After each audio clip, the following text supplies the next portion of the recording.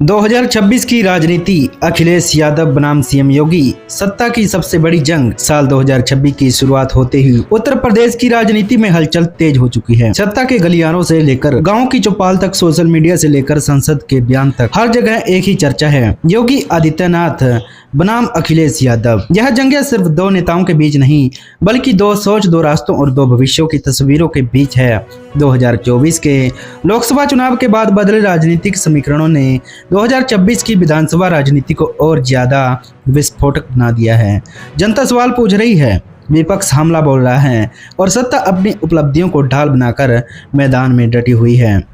और योगी आदित्यनाथ, जो लगातार दूसरी बार मुख्यमंत्री बनकर इतिहास रच चुके हैं, 2026 में अपनी सरकार को सुशासन मॉडल के रूप में पेश कर रहे हैं।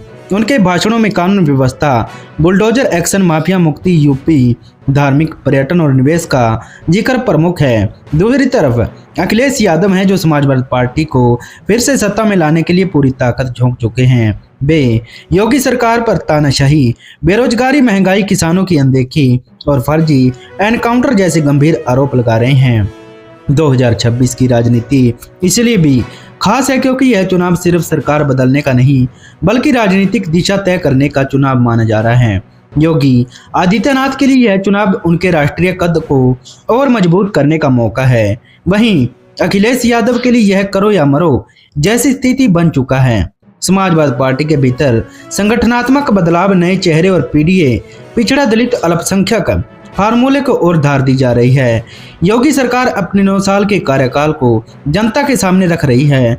Expressway, airport, medical college, Kashi, Ayodhya, Mathura corridor, global investors summit और अपराध पर सख्ती, इन सबको सरकार अपनी सबसे बड़ी उपलब्धि बता रही है। सरकारी विज्ञापनों और रैलियों में बार बार कहा जा रहा है कि उत्तर प्रदेश अब बीमारू राज्य नहीं, बल्कि देश की अर्थव्यवस्था का इंजन बन चुका है।